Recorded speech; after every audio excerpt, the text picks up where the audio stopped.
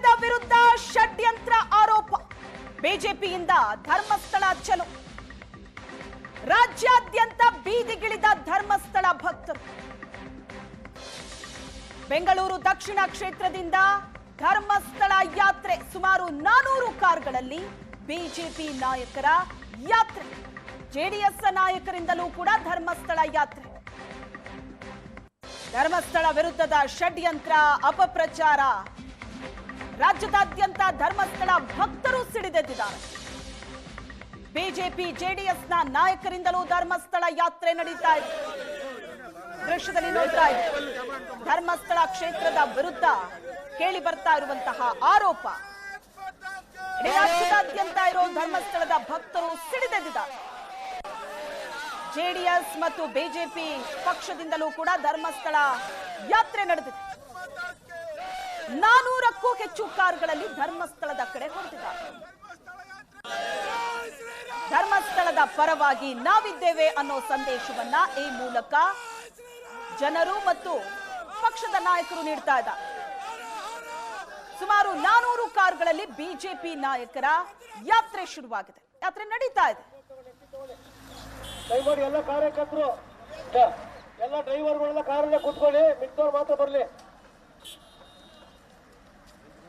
ಧರ್ಮಸ್ಥಳ ಚಲೋ ಮುಂದುವರೆದಿದೆ. ಬಿಜೆಪಿಯಿಂದ ಬೆಂಗಳೂರು ದಕ್ಷಿಣ ಕ್ಷೇತ್ರದಿಂದ ಧರ್ಮಸ್ಥಳ ಯಾತ್ರೆ ಹೊರಟಿರುವಂತಹ ದೃಶ್ಯ ಆಯಿತು. ಜೆಡಿಎಸ್ ನಾಯಕರಿಂದಲೂ ಕೂಡ ಧರ್ಮಸ್ಥಳ ಯಾತ್ರೆ ನಡೆದಿದೆ. ಮಂಡ್ಯದ ದೃಶ್ಯ ಈಗ ನೀವು ನೋಡ್ತಾ ಇರೋದು. ಮಂಡ್ಯದಿಂದ ಅನೇಕ ಕಾರ್ಯಕರ್ತರು, ನಾಯಕರು ಧರ್ಮಸ್ಥಳದ ಕಡೆ ಹೊರಟಿದ್ರು. ಬೆಂಗಳೂರು, ಮಂಡ್ಯ ಮತ್ತು ಮೈಸೂರಿನ ದೃಶ್ಯ ನೀವು ನೋಡ್ತಾ ಇದ್ದೀರಿ. ಧರ್ಮಸ್ಥಳ ಚಲೋ ನಡೀತಾ ಇದೆ. ಬೆಂಗಳೂರು, ಮಂಡ್ಯ ಮತ್ತು ಮೈಸೂರಿನ ದೃಶ್ಯ. 100 ಕಾರುಗಳಲ್ಲಿ ಧರ್ಮಸ್ಥಳದ ಕಡೆ ಹೊರಟಿದ್ದಾರೆ. ರಾಜ್ಯದಾದ್ಯಂತ ಹೋರಾಟ ನಡೀತಾ ಇದೆ ಧರ್ಮಸ್ಥಳದ ಪರವಾಗಿ. ಇಂಥದ್ದೊಂದು ಷಡ್ಯಂತ್ರ ನಡೀತಾ ಇದೆ. ಸಾಮಾಜಿಕ ಜಾಲತಾಣಗಳಲ್ಲಿ ಅಪಪ್ರಚಾರ ಆಗ್ತಾ ಇದೆ ಅನ್ನೋದನ್ನ ಖಂಡಿಸಿ ಧರ್ಮಸ್ಥಳದ ಪರ ನಾವಿದ್ದೀವಿ ಅನ್ನೋ ಸಂದೇಶವನ್ನ ಭಕ್ತರು ಮತ್ತು ಪಕ್ಷದ ನಾಯಕರು ನೀಡುತ್ತಿದ್ದಾರೆ.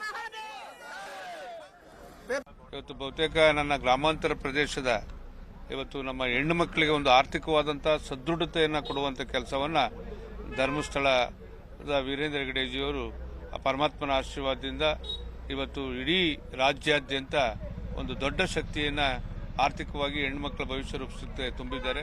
ಇವತ್ತು ಬಡ ಕುಟುಂಬಗಳು ನೆಮ್ಮದಿಯಿಂದ ಇವತ್ತೇನೋ ಬದುಕು ಮಾಡ್ತಾ ಇದ್ರೆ ಎಲ್ಲೋ ಒಂದು ಕಡೆ ವೀರೇಂದ್ರ ಹೆಗಡೆಜಿಯವರ ಪಾತ್ರ ಬಹಳ ಮುಖ್ಯವಾದಂಥದ್ದು.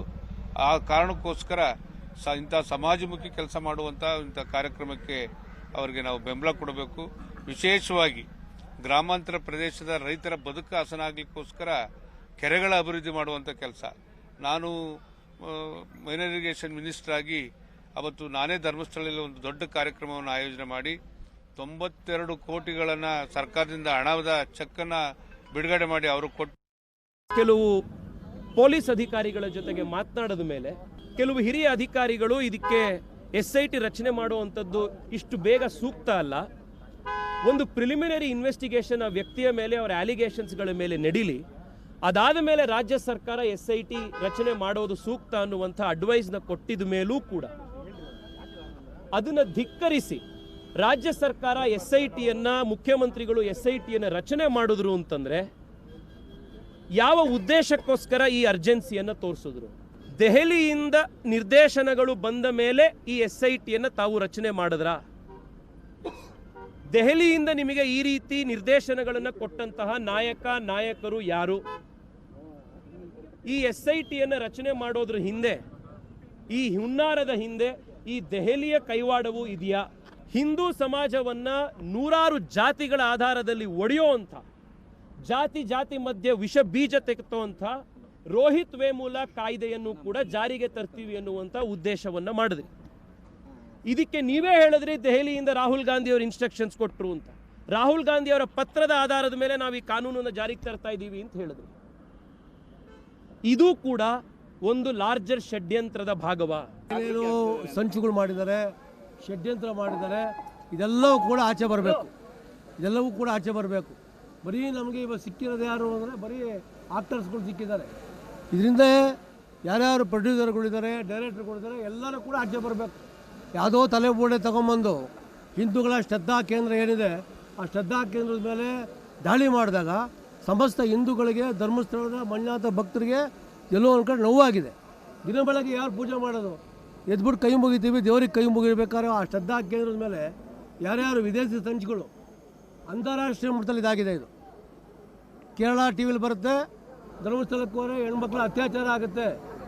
ದುಬೈನಲ್ಲಿ ಬರುತ್ತೆ, ಅಂತಾರಾಷ್ಟ್ರೀಯ ಮಟ್ಟದಲ್ಲಿ ಈ ಥರ ಒಂದು ಇಲ್ಲ ಕೊಲೆಗಳು ಆಗ್ತಿದೆ ಅಂತ ಹೇಳ್ತಾರೆ. ಆ ದೃಷ್ಟಿಯಿಂದ ಇದು ಅಂತಾರಾಷ್ಟ್ರೀಯ ಮಟ್ಟದ ಜಾಲ. ಇದು ಇಡೀ ಕರ್ನಾಟಕದಿಂದ ಧರ್ಮಸ್ಥಳಕ್ಕೆ ಹೋಗಿ ಧರ್ಮಸ್ಥಳದಲ್ಲಿ ನಾವು ಒಂದು ಸಮಾವೇಶವನ್ನು ಮಾಡಬೇಕು. ಏಕೆಂದರೆ ಹಿಂದೂಗಳ ಆತ್ಮವಿಶ್ವಾಸರಿಗೆಲ್ಲ ಕುಗ್ಗೋಗ್ಬಿಟ್ಟಿದೆ, ಭಕ್ತಾದಿಗಳು ಕಡಿಮೆ ಆಗಿದ್ದಾರೆ. ಯಾತಕ್ಕೆ? ಇದೆಲ್ಲ ಒಂದು ಸಂಚು. ಈಗ ಅಯ್ಯಪ್ಪ ಸ್ವಾಮಿ ಮೇಲೆ ಅಯ್ಯಪ್ಪ ಸ್ವಾಮಿ ಪ್ರಕರಣ ಆಯಿತು, ಶನಿಸಿಂಗಾಪುರ ಪ್ರಕರಣ ಆಯಿತು, ತಿರುಪತಿ ಮೇಲೆ ಒಂದು ಬೇರೆ ಒಂಥರ ಏನೋ ಪ್ರಕರಣಗಳು ಮಾಡಿದ್ದಾರೆ. ಎಲ್ಲವೂ ಕೂಡ ಷಡ್ಯಂತ್ರ.